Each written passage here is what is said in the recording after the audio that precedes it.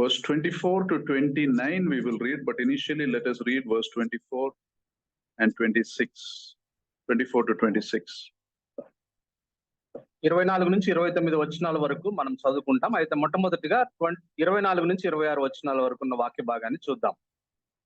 By faith Moses, when he had grown up, refused to be known as the son of Pharaoh's daughter. He chose to be mistreated along with the people of God rather than to enjoy the pleasures of sin for a short time. He regarded disgrace for the sake of the Lord Jesus Christ as of greater value than the treasures of Egypt, because he was looking ahead to his reward. You know, when we look at the life of Moses, I don't think any man in history has achieved as much as Moses has achieved. మోషే జీవితాన్ని మనం బైబిల్లో గమనించినప్పుడు చరిత్రలో ఏ మనిషి సాధించలేని గొప్ప ఘనతలు మరి మోషే సొంతం చేసుకున్నట్టుగా మనం చూస్తాం. Just think of how much Moses achieved. మోషే ఏమి సాధించాడు అనే విషయాన్ని కొద్దిగా మనం ధ్యానం చేద్దాం. Moses was sent by God to deliver 25 lakh slaves from someone who was the most powerful ruler of the world at that point of time. మోషే చేసిన కార్యాలను మనం గమనించినట్లయితే మోషే జీవించి ఉన్న కాలంలో గొప్ప శక్తివంతమైన రాజు చేతిలో నుంచి 25 లక్షల మంది బానిసలను విడిపించడానికి దేవుడు మోషేను పంపించాడు. And these slaves were downtrodden, oppressed and discouraged people. ఈ బానిసలు ఎవరంటే అప్పటికి బాగా నిరుత్సాహంలో ఉండి బాగా మరి బానిసత్వంలో కృంగిపోయిన పరిస్థితుల్లో ఉన్నవారు. And these slaves included weak men, mothers, helpless children and several thousands of flocks and herds. ఆయన విడిపించిన ఆ గుంపును మనం గమనించినట్లయితే పెద్దవారు ఉన్నారు, వృద్ధులు ఉన్నారు, చిన్నపిల్లలు ఉన్నారు, తాము శక్తి చాలని పరిస్థితుల్లో ఉన్న పురుషులు కూడా ఉన్నారు, ఎదురు తిరగని కూడా శక్తి లేని పురుషులు ఉన్నారు. You know, slaves usually work all the days, all their lives for their master. బానిసల పరిస్థితిని మనం గమనించినట్లయితే వారి జీవిత కాలం అంతా ప్రతి సమయం కూడా తమ యజమానికి సేవ చేస్తూ మరి ఉండాలి. For us, let's say a servant who comes to clean the place, if they don't come for 2-3 days or a week, we will feel a strain, right? మనకు మన ఇంట్లో పనిచేసేవారు ఒక 2-3 రోజులు రాకపోతే మనము ఎంతో కష్టానికి గురవుతాం. If a person is used to having a slave do his work, it is unthinkable that he will set him free. కాబట్టి మరి ఆ విధంగా మరి జీవితకాలం బానిసలుగా ఉన్న వారిని మరి వారు వదులుకున్నారు అని అంటే మరి అసలు అది మన ఆలోచనకు అందదు, ఎవరు వదులుకోవడానికి ఇష్టపడరు. And this person, you can imagine this ruler's reaction if someone comes and tells him set the slaves free. కాబట్టి మరి ఒకేసారి అన్ని లక్షల మంది బానిసలుగా పనిచేసే వారిని వదిలిపెట్టాలంటే, వదిలిపెట్టమని ఎవరైనా వచ్చి చెప్తే అప్పుడు ఆ యజమాని పరిస్థితి, ఆ రాజు పరిస్థితి ఎలా ఉంటుంది ఆలోచించండి. Especially he is a cruel king. What he does you cannot imagine. He'll be so furious. అందులోనూ ఆయన శక్తివంతమైన క్రూరమైన రాజు. మరి ఆయన దగ్గరికి వచ్చి మరి ఇంతమంది బానిసలను ఒకేసారి విడిపించమని అంటే ఆయన పరిస్థితి, ఆయన ప్రతిస్పందన గమనించండి. And Moses was sent by God unarmed to tell this to the Pharaoh. అయితే ఇటువంటి క్రూరమైన ఫరో దగ్గరికి ఎటువంటి ఆయుధం లేకుండా మరి మోషేని పంపించాడు దేవుడు. నువ్వు వెళ్ళి వారిని విడిపించమని మోషే ఫరోకు చెప్పు అని.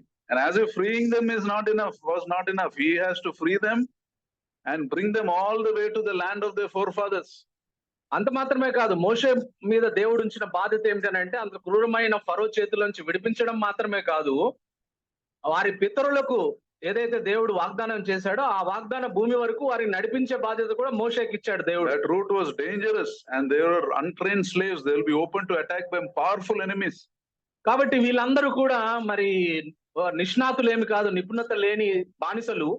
వీళ్ళ మీద దారిలో, అది భయంకరమైన దారి, ప్రమాదకరమైన దారి, ఏ రాజైనా వారి మీద దాడి చేయడానికి, ఎప్పుడైనా దాడి చేయడానికి అవకాశం ఉంది. And provision for food and water was not there.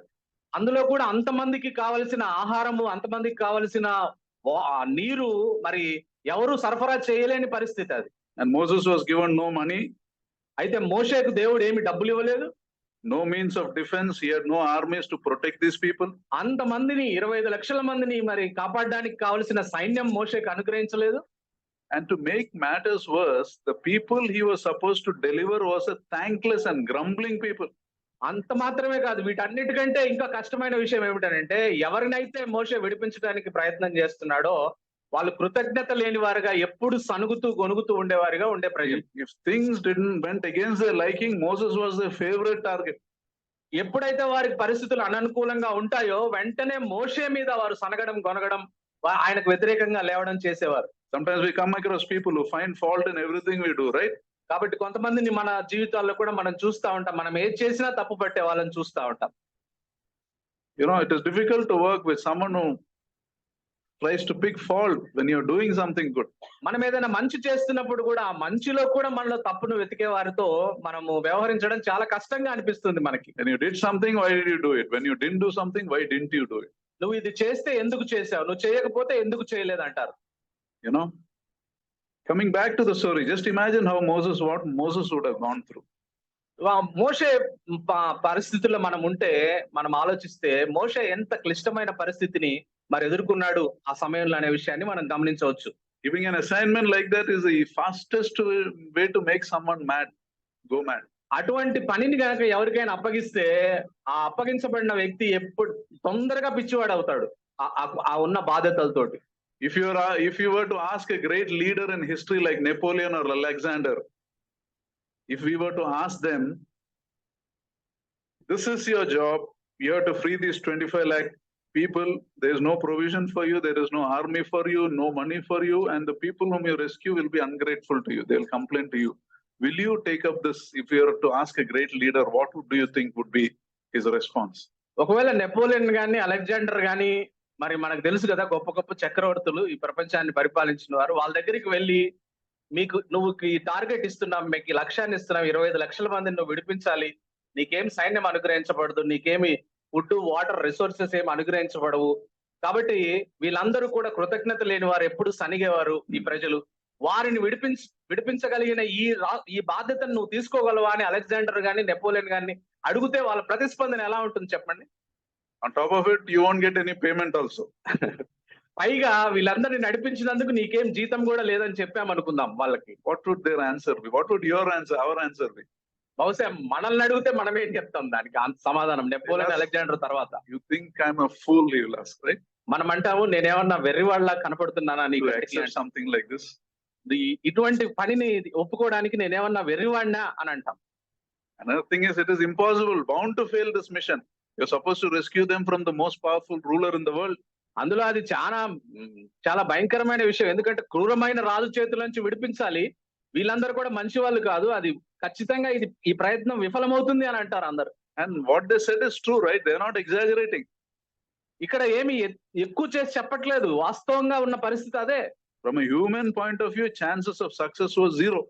మనిషి దృక్కోణంలో కనుక ఆ పరిస్థితిని ఆలోచిస్తే అక్కడ విజయం సాధించడం అనేది, వారిని విడిపించడం అనేది 0, దానికి ఎటువంటి ఇది లేదు. But you read further on, beyond all human logic, Moses achieved amazing success. He fulfilled everything God told him to do. అయితే మనం తర్కాన్ని పక్కన పెట్టి మనము వాస్తవంగా మోషే చేసిన పనిని మనం గమనించినట్లయితే, మోషేకు దేవుడు ఏ పని అయితే అప్పగించాడో ఆ పనిని విజయవంతంగా ముగించిన వాడు మోషే అనే విషయాన్ని మనం కింది వచనాల్లో చూస్తాం. He delivered the slaves from Egypt, took them through the dangerous and barren desert, brought them till the promised land. వారిని ఆ భయంకరమైన ఫరో చేతిలోంచి విడిపించాడు, అరణ్య మార్గం గుండా నడిపించాడు, వారి పితరులకు దేవుడు వాగ్దానం చేసిన దేశంలోనికి వారిని ప్రవేశపెట్టాడు. How was he able to achieve such an impossible task? అంత గొప్ప అసాధ్యమైన పనిని ఎలా మోషే సాధ్యపరిచాడు? First, to begin with, Moses was not a great man. He was an ordinary person like us. He was not perfect. మొట్టమొదట మనం మోషే పరిస్థితిని మనం గమనించినట్లయితే ఆయన ఏదో పెద్ద గొప్ప విశేషత ఉన్న వ్యక్తి కాదు, మనలాంటి సాధారణమైన వ్యక్తే. He failed many times. ఆయన అనేక సార్లు తన జీవితంలో ఓటమి పాలైన వ్యక్తే. When God first called him, he had many doubts and questions. దేవుడు మొట్టమొదట మోషేను ఈ పని కొరకు నువ్వు నియమించబోతున్నప్పుడు అనేక ప్రశ్నలు వేసిన వాడే. First he asked this question, who am I that I should go? ఆయన మొట్టమొదట చెప్పిన మాట ఏమిటంటే, నేనెవరిని ప్రభువా, నన్ను ఎక్కడికి పంపిస్తున్నావు అన్నాడు. Exodus 3:11. నిర్గమకాండం 3వ అధ్యాయం 11వ వచనం. Then in same chapter verse 13 he says, what shall I say to them? వాళ్ళకి నేనేమని చెప్పాలి అని అన్నాడు తర్వాత 13వ వచనంలో. Then in chapter 4 he says, suppose they do not believe me. 4వ అధ్యాయంలో అంటాడు, వారు నన్ను విశ్వసిస్తారా, విశ్వసించకపోతే పరిస్థితి ఏంటి అని అంటాడు. In 4:10 he says, I am slow to speak, I don't know to speak, he says. 4:10 అంటాడు, నేను నోటి మాంద్యం కలిగిన వాడిని, అసలు మాట్లాడలేనయ్యా, నేను పోయి ఏం మాట్లాడతాను అంటాడు. And 13th verse he tells God finally, you send someone else, he says. 13వ వచనంలో అంటాడు, ప్రభా నన్ను కాదు ప్రభా ఇంకెవరినన్నా పంపించు అంటాడు. So it is not wrong to have doubts, but come to God and settle your doubts. That's what we learn from Moses. మనకు అనుమానాలు ఉండడం తప్పు కాదు కానీ మోషేలాగా మనం దేవుని దగ్గరికి వచ్చి అనుమానాలు నివృత్తి చేసుకోవాలి. Moses did one thing that always works when you're uncertain about your future. You walk close to God, you obey him. మన భవిష్యత్తు మనకు అనిశ్చితిగా అనిపించినప్పుడు మనం చేయవలసింది మోషే చేసిన పని ఏమిటంటే దేవుని దగ్గరికి వచ్చి దేవునికి దగ్గరగా జీవించాలి, దేవుని దగ్గరగా నడవాలి. So you saw in worship that widow came to God for solution. She didn't go anywhere else. మరి ఎలీషా మనం ఆరాధనలో చూసుకుంటాం కదా, ఎలీషా శిష్యుడి భార్య దేవుడి సన్నిధినే వెతికింది, ఎలీషా దగ్గరికే వచ్చిందామా. So Moses' story is a lesson to each one of us, how we should find God's will and how we should live God's will in our life. కాబట్టి మోషే జీవితం మనకు దేవుడు రాయించి పెట్టాడు. కారణం ఏమిటంటే దేవుని చిత్తం ఏమిటో కనుక్కొని ఆ చిత్త ప్రకారం మనం ఎలా జీవించాలో మోషేని చూసి మనం నేర్చుకోవచ్చు. How do you do God's will when common sense tells you not to do that? ఒకవైపు మన ఇంగిత జ్ఞానము ఇది పనికిరాదు, ఇది మనం చేయలేమని చెప్తున్నప్పుడు దేవుని చిత్తాన్ని ఎలా మనం చేస్తూ మనం ముందుకు వెళ్ళగలం? How do you do God's will when you know that you're more attracted to something else? నువ్వు ఇంకొక దాని పట్ల ఆకర్షితులైనప్పుడు దేవుని చిత్తాన్ని ఎలా చేయాలో మనం ఇక్కడ నుంచి మనం నేర్చుకోవచ్చు. You see, very early in life, Moses had settled some fundamental questions, 4 fundamental questions about his life. ఆయన జీవితానికి సంబంధించిన 4 ప్రాథమికమైన ప్రశ్నలకు మోషేకు ముందుగానే సమాధానం దొరికింది, అందుకని మోషే చేయగలిగాడు. In this passage we find those 4 questions. ఈ 4 ప్రశ్నలు answers to those ఈ 4 ప్రశ్నలకు సమాధానం మనం చదువుకున్న హెబ్రీ పత్రిక 11వ అధ్యాయంలో 26 నుంచి 29లో మనం చూస్తాం. The first question is, మొట్టమొదటి ప్రశ్న ఏమిటనంటే, who am I? నేనెవర్ని? What is my identity? నా యొక్క గుర్తింపు ఏమిటి? The second question is, రెండో ప్రశ్న ఏమిటనంటే, what are my priorities? నా ప్రాధాన్యతలు ఏమిటి? What are the most important things for me in my life? నా జీవితంలో నేను చేయవలసిన అతి ప్రాముఖ్యమైనవి ఏమిటి? The third question is, మూడో ప్రశ్న ఏమిటంటే, how then should I live? నేను ఎలా జీవించాలి? And the fourth question is, నాలుగో ప్రశ్న ఏమిటంటే, what is my security in this world? ఈ ప్రపంచంలో నా భద్రత ఎక్కడుంది నా భద్రత? Whom am I really trusting? నేను ఎవరిని నమ్మాలి వాస్తవంగా? In Moses' powerful life, we see him confidently answering these 4 questions. మోషే జీవితాన్ని మనం గమనించినట్లయితే ఈ 4 ప్రశ్నలకు ఎంతో నిశ్చయతతో కూడిన సమాధానాలు మోషే పొందుకున్న సంగతిని మనం చూస్తాం. మనం చదువుకున్న Let's see those 4 questions. ఈ 4 ప్రశ్నలను చూద్దాం. చూడండి. The first question, the question of identity, who am I? గుర్తింపుకు సంబంధించిన ప్రశ్న, నేను ఎవరిని అనే మాట. Moses, in verse 24 it says, by faith Moses, when he had grown up, refused to be known as the son of Pharaoh's daughter. మోషే పెద్దవాడైనప్పుడు మరి ఫరో కుమారుణ్ణి అనిపించుకొనుటకు ఒప్పుకొనలేదనే మాట చూస్తాం. The Moses' response to who am I was, I am part of the family of God. He identified with the people of God. ఆయన ఫరో కుమార్తె యొక్క కుమారుణ్ణి ఒప్పుకోలేదు, కానీ దేవుని కుటుంబంలో నేను ఒక సభ్యుడిని అనే విషయాన్ని ఆయన గుర్తించాడు. Now when Moses came to know the truth about his identity, he had 2 choices. ఆయన ఈ గుర్తింపుకు సంబంధించిన మరి 2 సత్యాలను ఆయన గుర్తించక ముందు ఆయనకు రెండు ఆయనకు ఎంపికలు ఉన్నాయి ఆయన ఎదురుగా, మోషే ఎదురుగా. One, shall I live and like an Egyptian and live that great life? I'll be a powerful person. నేను ఐగుప్తీయుడిలాగా శక్తివంతమైన జీవితాన్ని జీవించొచ్చు అనేది ఒక ఎంపిక మోషేకి. Or shall I live as a Jew and be part of God's chosen people? నేను యూదుడిలాగా నేనుండి మరి దేవుడి యొక్క మరి ఎంపిక చేయబడిన ప్రజల్లో ఒకటిగా ఉండడం అనేది ఒక ఎంపిక మోషేకి. If he chose a second option, is immediately he will go into a great loss. He will have to go as a slave. ఆయన యూదులతోటి తాను భాగస్వామిని, వారిలో ఒకడిని అని ఎంచుకోవడం, ఆ ఎంపికను ఎంచుకున్నట్లయితే సంపూర్ణంగా ఆయనకున్నదంతా నష్టపోతాడు. ఆయన ఒక లేని స్థితిలోనికి వెళ్ళిపోతాడు. Moses' choice was amazingly clear. He chose to be identified with God's people. అయితే మోషే ఎంపిక ఎంత అద్భుతంగా ఉందనంటే ఆయన దేవుని ప్రజల్లో ఒకటిగా ఎంచబడ్డానికే ఇష్టపడ్డాడు. When we say we are believers, are we willing to choose what God wants us to choose? కాబట్టి మనం కూడా మన జీవితాల్లో దేవుడు ఏమి ఎంపిక చేసుకోవాలని కోరుతున్నాడో వాటిని ఎంపిక చేసుకోవడానికి మనం సిద్ధంగా ఉన్నామా? Even if it means making a great loss. అది మనకి ఎంతో నష్టాన్ని కలిగించేదైనా సరే దేవుని బిడ్డలముగా ఉండడానికే మనం ఇష్టపడుతున్నామా? There's a very rich man in US by the name Jack Eckerd. Jack Eckerd అనే ఒక ధనవంతుడు ఉన్నాడు అమెరికా దేశంలో. He had the largest chain of medical stores, second largest chain of medical stores in the US. America దేశంలో మరి ఎక్కువ మరి మందుల షాపులు, మెడికల్ షాపులు ఉన్న రెండవ వ్యక్తి ఆయన. And one day the gospel was shared with him and he accepted the Lord Jesus as his savior. ఒకరోజు సువార్త ఆయనకు వినిపించబడింది. ప్రభువైన యేసుక్రీస్తును తన సొంత రక్షకునిగా అంగీకరించాడు ఆయన. Shortly after that, this person, Jack, was walking in one of his stores. He was walking. ఆ తర్వాత రక్షించబడిన తర్వాత ఆయనకున్న మెడికల్ స్టోర్ లో ఒకసారి నడుస్తూ ఉన్నాడు మందుల దుకాణంలో. And he saw the magazine rack. In that magazine rack, there were two pornographic magazines there. అక్కడ మ్యాగజైన్స్ అన్ని పెట్టారు ఆ మెడికల్ షాప్ లో. అందులో ఈ అశ్లీలతకు సంబంధించిన మ్యాగజైన్స్ ఉన్నాయి అక్కడ. He knew it was there. Previously, he was not bothered by that, but now he is bothered when he saw that. ఆయన అంతకు ముందు కూడా తెలుసు ఆయనకు అక్కడ అవి ఉంటాయని, ఆ అశ్లీలతకు సంబంధించిన పుస్తకాలు ఉంటాయని. అంతకు ముందు ఆయనకేం అనిపించలేదు. రక్షించబడిన తర్వాత మాత్రం ఇలా ఎందుకున్నాయి నా స్టోర్ లో ఇటువంటి పుస్తకాలు నేను అమ్ముతున్నానా అనే విషయం ఆయన ఇబ్బంది పడ్డాడు ఆ విషయమై. And he calls up the president of his company and says, take off all those magazines from my stores. ఆయన ఏమన్నాడంటే ఆ ప్రెసిడెంట్ అప్పుడు అక్కడ ఆయన స్టోర్లను నిర్వహించే ప్రెసిడెంట్ ని పిలిచి ఆ అశ్లీల చిత్రాలకు సంబంధించిన ఆ మ్యాగజైన్స్ అన్నిటిని మన స్టోర్స్ లోంచి సంపూర్తిగా తీసివేయండి అని చెప్పాడు. His president tried to argue with him. He said, we make a profit of $3 million from them per year. That means about 24 crore rupees profit they make every year. అయితే ఆ president వాదోపవాదం పెట్టుకుని ఆయనతో ఏమన్నాడంటే ఈ అశ్లీల పత్రికలు అమ్మడం ద్వారా మనకు 24 కోట్ల రూపాయల ఆదాయం ప్రతి సంవత్సరాన్ని మనం పొందుకుంటున్నాం మన కంపెనీ. అది కోల్పోతామని చెప్పాడు 24 కోట్ల రూపాయల ఆదాయం. Jack said, I don't care, just take them out.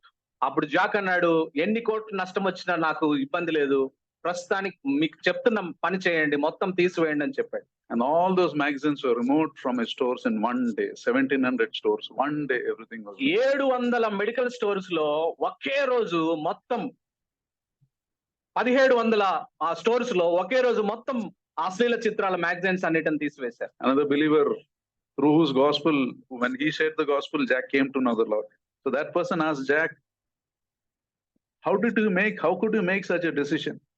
అప్పుడు ఈ జాక్ కి సువార్త చెప్పిన వ్యక్తి జాక్ ని అడిగాడు, ఇంత గొప్ప నష్టంతో కూడిన నిర్ణయాన్ని నువ్వు ఎలా చేయగలిగావు ఆర్థికంగా? He said, the Lord didn't let me off the hook, he said. I felt that strong urge. God did not leave me. He didn't leave me off the hook. Hook ante, till I made that decision, I felt that compelling inside me. అయితే ఆయన చెప్పిన మాట ఏమిటనంటే, దేవుడు ఒక గుచ్చినట్టుగా నా హృదయంలో గుచ్చినట్టుగా నేను భావించాను. అవి తీసేసేంత వరకు ఆ గుచ్చడానికి నేను బయటికి రాలేకపోయాను. దేవుడు నన్ను గుచ్చాడు కాబట్టి నేను తీసేసాను అవన్నీ అని చెప్పాడు. Why else will I give $3 million away? He said. లేకపోతే నేను ఎందుకు 24 కోట్ల రూపాయలు ప్రతి సంవత్సరం నష్టాన్ని నేను పొందుకుంటాను అన్నాడు. Are you willing to take a big loss just because you know this is right in the sight of God?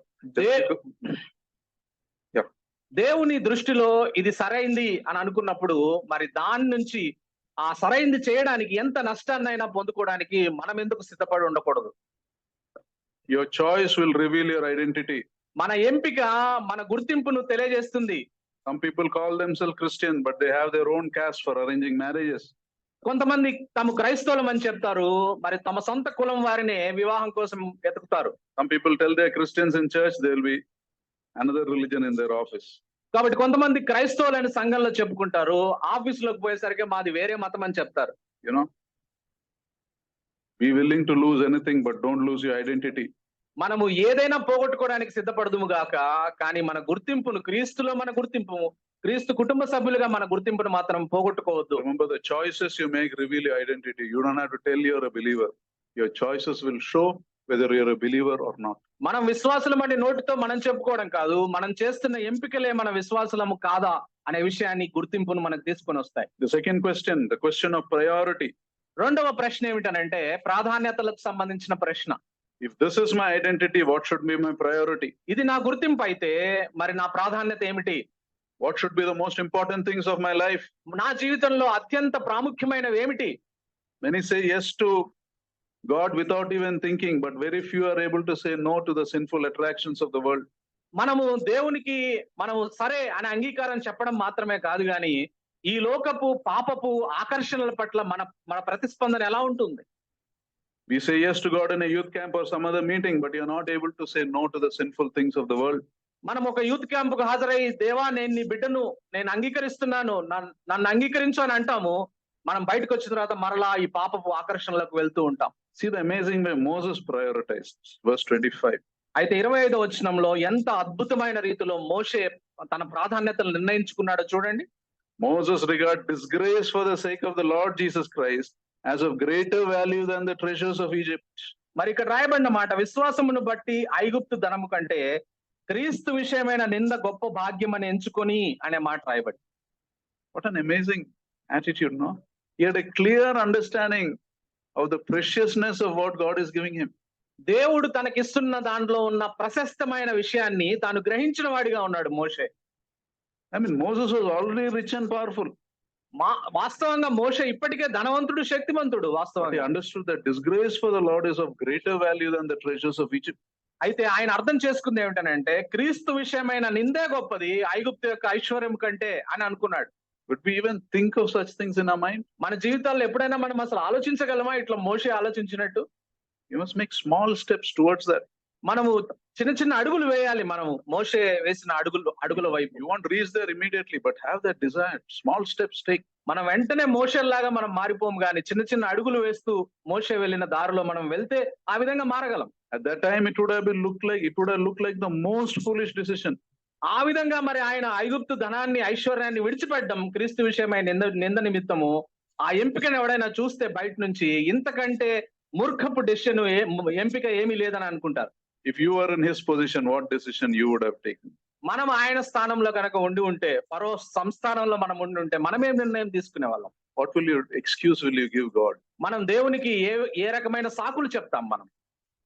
I was thinking hard. Maybe I would say, I can be a witness in the palace also, no? I can save the Jews also, no? I can be benefit to them. Now, if I leave, I'm leaving everything. Who will protect them? కాబట్టి నాకు గనక అట్లాంటి ఎంపిక చేసుకునే, లేకుంటే అక్కడ నేను ఉన్నప్పుడు నేను అంటాను, దేవా నేను ప్యాలెస్ లో నీకు సాక్షిగా ఉంటాను కదా, క్రైస్తవుడిగా ఉండి నేను అధికారంలో ఉంటే నీ బిడ్డలను నేను కాపాడుతాను కదా, నేను ఆ పరిస్థితుల్లో ఉంటే అని సాకులు చెప్తానేమో. Oh, Moses, he chose to align with the sovereign God. He knew those who align with the sovereign God will never lose in life. కాబట్టి ఎవరైతే సార్వభౌముడైన దేవుడి పక్షాన నిలబడాలనుకుంటాడో వాడు దేన్ని పోగొట్టుకోలేడు, వాడి జీవితంతో సహా, ప్రాణంతో సహా. What are your priorities today? ఈ రోజు మన ప్రాధాన్యతలు ఏమిటి? Imagine the scene. You're working in an organization and taking a stand for the truth will affect your career. What will you do? మనం ఈ విధంగా అనుకుందాం, మనందరం ఊహిద్దాం. మనం ఒక పెద్ద ఆఫీసులో పనిచేస్తున్నాం అనుకుందాం. సత్యం వైపు నిలబడితే మన ఉద్యోగమో మన కెరీర్ కోల్పోవలసిన పరిస్థితులు ఏర్పడ్డప్పుడు మనం సత్యం వైపు నిలబడతామా, ఉద్యోగాన్ని కాపాడుకోవడానికి ప్రయత్నిస్తామా? Or in a business, you get a big order, but you have to compromise on some things. What will you do? నువ్వు వ్యాపారంలో ఉన్నావు, కొన్ని లక్షల రూపాయల ఆదాయం వచ్చే నీకు ఒకటి వచ్చింది కాంట్రాక్ట్. ఆ కాంట్రాక్ట్ వచ్చినప్పుడు మరి అందులో నైతిక విలువల విషయంలో నువ్వు రాజీ పడవలసి వచ్చింది. నువ్వు డబ్బు కోసం చూస్తావా, మరి నైతిక విలువలు రాజీ పడకుండా ఉంటావా? Who will help you make a decision?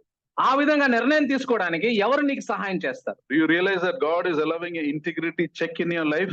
నీ జీవితంలో దేవుడు ఒకవేళ నీ యొక్క యథార్థతను పరిశీలించడానికి దేవుడు పరీక్ష పెడుతున్నాడు అని అనుకుంటావా? And he wants you to come out victorious by saying no?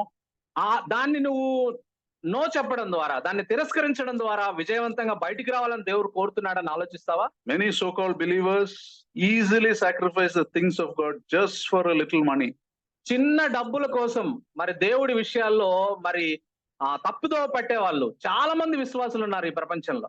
They don't take a stand for God because they are more worried about their being affected socially and financially. కాబట్టి దేవుడి పక్షాన్ని నిలబడడం కన్నా సామాజిక పరంగా మరి ఆర్థిక పరంగా మేము ఇబ్బందులకు గురవుతామనే విషయమే వారికి ఆందోళన కలిగిస్తూ ఉంటుంది. And they damage their life spiritually. వారి ఆత్మీయ జీవితాలను వారు బాగా నాశనం చేసుకుంటారు. All their lives they'll be living outside God's will. దేవుడి చిత్తానికి బయటే జీవిస్తూ ఉంటారు అటువంటి వారు. Because you see, if you go out of God's will to get what you want, దేవుని చిత్తాన్ని దాటి నీకు కావాల్సిన దాన్ని పొందుకోవడానికి నువ్వు ప్రయత్నం చేస్తే, the great danger is to keep that you'll have to remain outside God's will. నువ్వు దాన్ని కొనసాగించడానికి నువ్వు ఎప్పుడు దేవుని చిత్తం బయటే ఉండాలి, గుర్తుపెట్టుకో. So remember, the choices we make reveal our identity. కాబట్టి మనం చేసే ఎంపికలు మన గుర్తింపును తెలియజేస్తాయి అనే విషయాన్ని మనం ఎప్పుడు గుర్తుపెట్టుకొని ఉండాలి. To have the right sense of priority, we must remember God's presence is much more valuable than the world's power. ఈ ప్రపంచ శక్తి కన్నా దేవుడి సన్నిధిలో ఉండడము చాలా ఉత్తమమైనది, శ్రేష్టమైనది అనే గుర్తింపును మనం కలిగి ఉండాలి. God's peace is far more valuable than the world's possessions.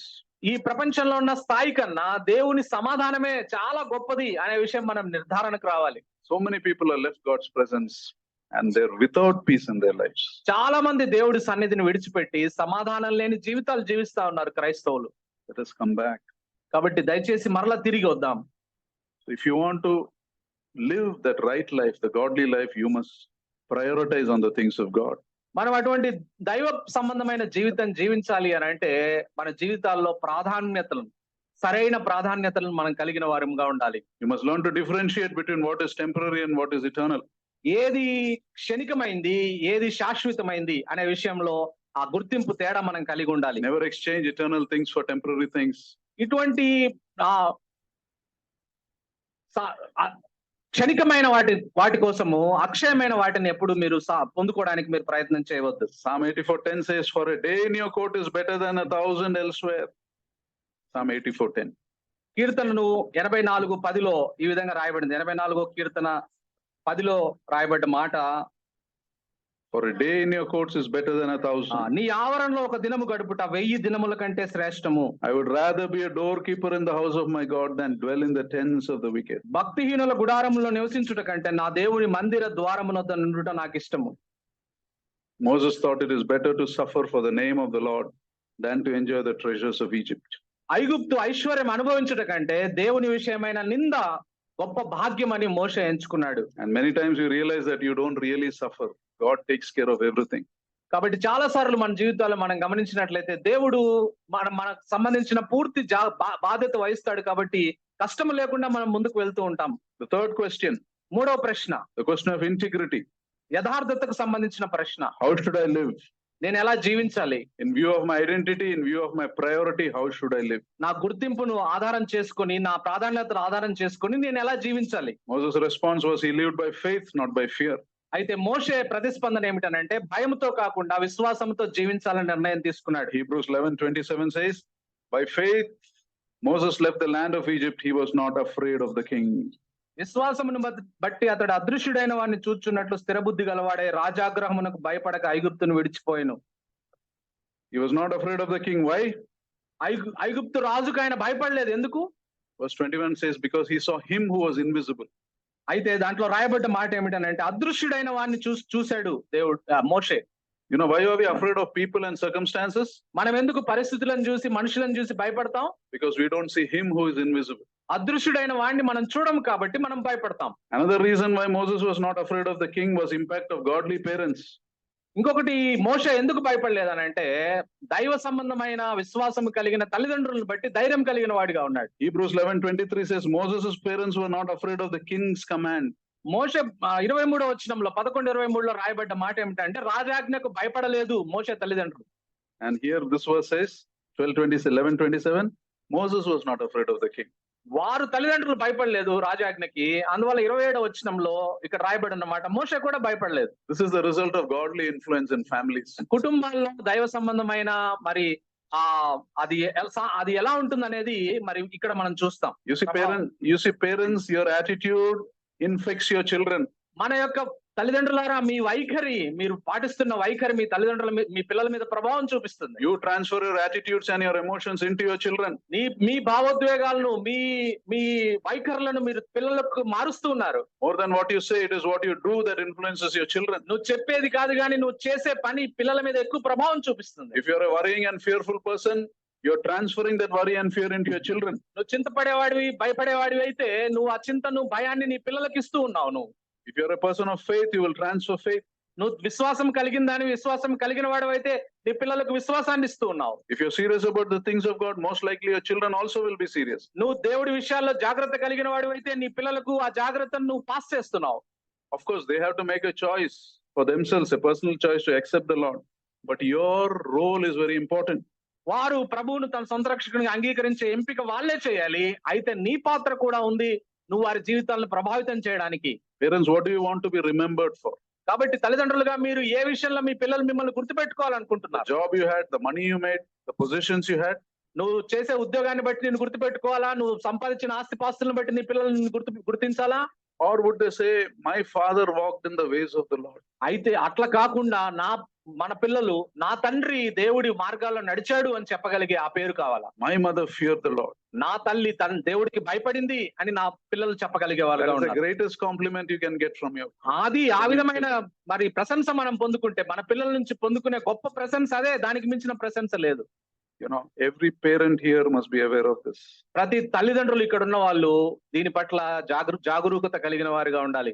And those who are going to be parents also fear him who is invisible. కాబట్టి పెళ్లి చేసుకునే వారు కూడా ఈ విషయమై అవగాహన కలిగి ఉండండి. అదృశ్యుడైన దేవుణ్ణి చూసి మనం భయపడే వారముగా ఉండాలి. That is how you live by faith and not by fear. అందువల్ల మనము విశ్వాసంతో జీవించాలి, భయంతో కాదు. The fourth question, నాలుగో ప్రశ్న, the question of your security.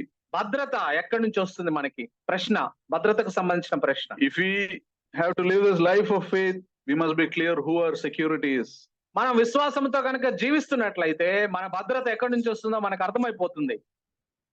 Who is my protector? Where is my safety? నాకు భద్రత ఎక్కడుంది? నాకు రక్షణ ఎక్కడుంది? నన్ను భద్రపరిచేవాడు ఎవడు? Verse 28 says, 28వ వచనంలో and రాయబడింది. 29 says, by faith Moses kept the Passover and the sprinkling of the blood, so that the destroyer of the firstborn would not touch the firstborn of Israel. 28 By faith the people passed through Red Sea as on dry land, but when the Egyptians tried to do so, they were drowned. 28, 29 వచనాల్లో తొలిచూలు పిల్లలను నాశనం చేయవాడు ఇశ్రాయేలును ముట్టకుండే నిమిత్తం అతడు విశ్వాసమును బట్టి పస్కాను రక్త ప్రోక్షణ ఆచారమును ఆచరించెను. విశ్వాసమును బట్టి వారి పొడి నేల మీద నడిచినట్టు ఎర్ర సముద్రంలో బడి నడిచిపోయిరి. ఐగుప్తీయులు అలాగూ చేయజూచి మునిగిపోయిరి. In this world there is no safe place. Remember that. ఈ ప్రపంచంలో భద్రతతో కూడిన ప్రదేశం ఏదీ లేదు, We గుర్తుపెట్టుకోండి. live in a fearful world. మనం భయంకరమైన పరిస్థితులు ఉన్న లోకంలో జీవిస్తున్నాం. Death is everywhere. Diseases is everywhere. అనేక Calamities is everywhere. మరణం అన్ని చోట్ల ఉంది, రోగాలు అన్ని చోట్ల ఉన్నాయి, విపత్తులు అన్ని చోట్ల ఉన్నాయి ఈ ప్రపంచంలో. You can be the most powerful man in this world. Still, you're prone to all this. కాబట్టి నువ్వు ప్రపంచంలో అందరికంటే శక్తివంతమైన స్థానంలో ఉండవచ్చు, కానీ నీకు ఇవన్నీ సంభవించడానికి మరణము, రోగము, విపత్తుకు నువ్వు గురవుతావు. So where is our security? అప్పుడు మన భద్రత ఎక్కడుంది? అయితే The Bible says there is only one place that is safe in this world, ఈ ప్రపంచంలో ఒకే చోట మనకు భద్రత ఉందని బైబిల్లో రాయబడింది. and that is the shadow of the Almighty. అది సర్వశక్తుని నీడను ఆశ్రయించుట. Psalm 91:1 is written by Moses. 91వ కీర్తన 1వ వచనం, 91వ కీర్తన మోషే రచించాడు. He who dwells in the shelter of the Most High will rest in the shadow of the Almighty.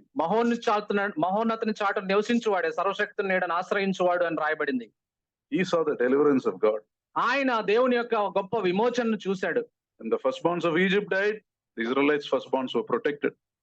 ఐగుప్తు తొలిచూళ్ళందరూ చచ్చిపోయారు, కానీ Israel తొలిచూళ్ళందరూ రక్షించబడ్డారు. When the Egyptian army was drowned in the Red Sea, people of God crossed over safely. ఆ శక్తివంతమైన ఫరో రాజు యొక్క సైన్యము సముద్రంలో మునిగిపోయింది, కానీ ఇశ్రాయేల్ ప్రజలు సముద్రాన్ని దాటి వచ్చారు. What made the difference?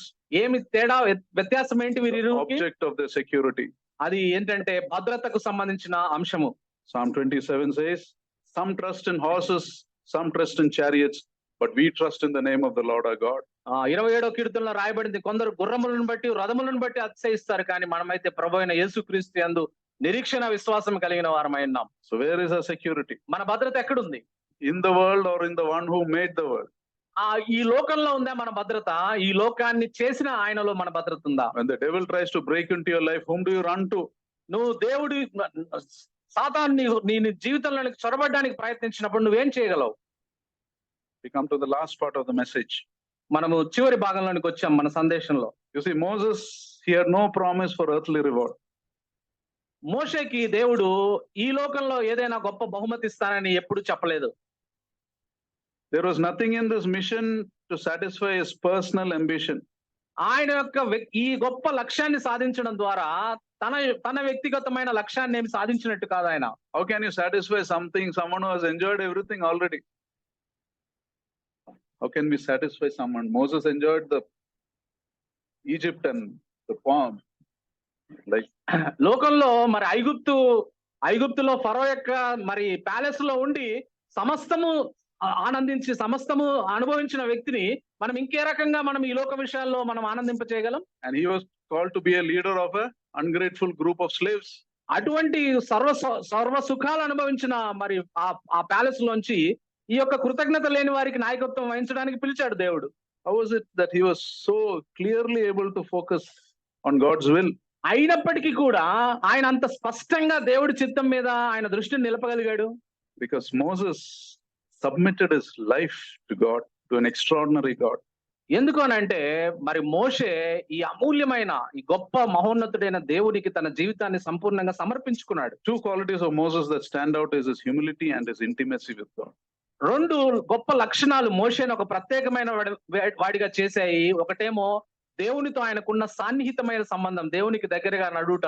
రెండవదేమో Moshe సాత్వికత. No, one of the verses I love in the Bible is Exodus 33:9-11. The Lord used to speak to Moses face to face as a man speaks to his friend. మరి ఒక మనుషునితో నరుడు ఒక మనుషునితో మాట్లాడినట్టుగా దేవుడు ముఖాముఖిగా మోషేతో మాట్లాడినాడు అనే మాట మరి నిర్గమకాండం 33వ అధ్యాయంలో మనం చూస్తాం. It's probably the most important aspect of Moses' life. మోషే జీవితంలో అత్యంత ప్రాముఖ్యమైన విషయం ఇదే అయి ఉండవచ్చు. It is told in Napoleon, the great general, before a great battle, he used to stand alone in his tent, and all his commanders used to come to meet him one by one. Napoleon ఏదైనా గొప్ప గొప్ప యుద్ధాలు చేయడానికి ముందుగా ఆయన ఒక్కడే ఆయన tent లో నిలబడి ఉంటాడు. ఆయన యొక్క సైన్యాధిపతులందరూ ఒక్కొక్కరుగా వచ్చి ఆయన ఎదురుగా నిలబడతారు. They used to come by one, and he would not say a word to them. He used to look at them in their eye, shake their hand, and tell them to go. And these commanders would go out of the tent prepared to die for Napoleon. అక్కడ Napoleon ఒంటరిగా నిల్చుని ఆ గుడారంలో మరి ఏం మాట్లాడు, నోరు తెరిచి ఏం మాట్లాడు. ఒక్కొక్క సైన్యాధిపతి లోపలికి రాగానే వారికి షేక్ హ్యాండ్ ఇచ్చి వారి కళ్ళలో కళ్ళు పెట్టి చూసి వారిని ఇంకా వెళ్ళిపోమంటాడు. అలా బయటకు వచ్చిన వారు నెపోలియన్ కోసం చచ్చిపోవడానికి కూడా సిద్ధంగా ఉంటారు. You know, everything Moses did, he went to the Lord's presence. That was the secret of his success. మరి మోషే విషయాన్ని కూడా మనం చూసినప్పుడు ఆయన ప్రతి విషయం చేసేటప్పుడు ముందుగా దేవుడి దగ్గరికి వెళ్ళి దేవుడి సన్నిధిలో ఆ విధంగా నిలబడేవాడు, దేవుడిని ముఖాముఖిగా చూసేవాడు. All our fears and failures are because we don't come into the Lord's presence. మనందరము ఓటమి చెందడానికి కారణం ఏమిటంటే మనం దేవుడి సన్నిధిని అపేక్షించలేకపోవడమే. And therefore we have this underlying sense of insecurity always. అందువల్లే మనకు అభద్రతతో కూడిన భావం ఎప్పుడు మనకు ఉంటూ ఉంటుంది. You know, when you spend time with God's presence, and then when you spend time with people, your presence will make people feel better. కాబట్టి నువ్వు దేవుడి సన్నిధిలో గడిపి నువ్వు ప్రజల దగ్గరికి వెళ్ళినప్పుడు ప్రజలు నీలో ఉన్న దేవుని సన్నిధిని వారు అనుభవించి ఒక శ్రేష్టమైన అనుభూతిని పొందుతారు. It's like when you go into a room full of perfume, and then when you come out, people will get the fragrance, right? అది ఎలా ఉంటుందనంటే మొత్తం సువాసనలతోటి నిండిన ఒక గదిలోనికి నువ్వు వెళ్ళి అక్కడి నుంచి నువ్వు బయటకు వస్తే నీ శరీరంలోంచి సువాసన వెదజల్లుతూ అందరూ సంతోషిస్తారు. You know, God's presence in your life can give rest to those who come in contact with you. కాబట్టి దేవుడి సన్నిధిలో మనం గడిపినందువల్ల మనతో కలవడానికి వచ్చిన ప్రజలకి మనం ఆ విధమైన ఆదరణను మనం ఇవ్వగలం వారికి. God's presence will be able to handle a difficult workplace or a difficult home. కాబట్టి ఒక కష్టమైన దేవుడి సన్నిధిలో మనం గనక ఆ విధంగా గడపడం నేర్చుకుంటే కష్టతరమైన ఇంటిలో కష్టతరమైన కార్యాలయంలో కూడా మనం మంచిగా జీవించగలం. God's presence helps you to show love to those who mistreat you. నిన్ను ఇబ్బంది పెట్టిన వారితో కూడా వారిని ప్రేమించే విధంగా దేవుడి సన్నిధి నీకు సహాయం చేస్తుంది. God's presence will help you show patience in times of stress. ఒక ఒత్తిడితో కూడిన పరిస్థితుల గుండా మరి వెళ్ళినప్పుడు కూడా మనం ఓపికను ప్రదర్శించడానికి దేవుడి సన్నిధి మనకు సహాయం చేస్తుంది. So to sum up what we said, కాబట్టి వీటన్నిటిని మనం క్రోడీకరించి ఈ విధంగా చెప్పవచ్చు. if you want to live this abundant life that Moses lived, we got to take small steps in this direction. కాబట్టి మోషే జీవించిన సమృద్ధి అయిన జీవితాన్ని మనం జీవించాలని కోరుకుంటున్నట్లయితే మోషే వేసిన అడుగుల వైపు మనం కూడా నెమ్మదిగా కొద్దిగా అడుగులు వేయాలి. You have to clear these 4 fundamental questions in our life. మన జీవితాల్లో ఉన్న ఈ 4 ప్రాముఖ్యమైన ప్రశ్నలకు మనం సమాధానం చెప్పగలిగిన వారమై ఉండాలి. Who am I? What is my identity? ఎవరు నేను? నా గుర్తింపు ఏమిటి? Second, how then should I live?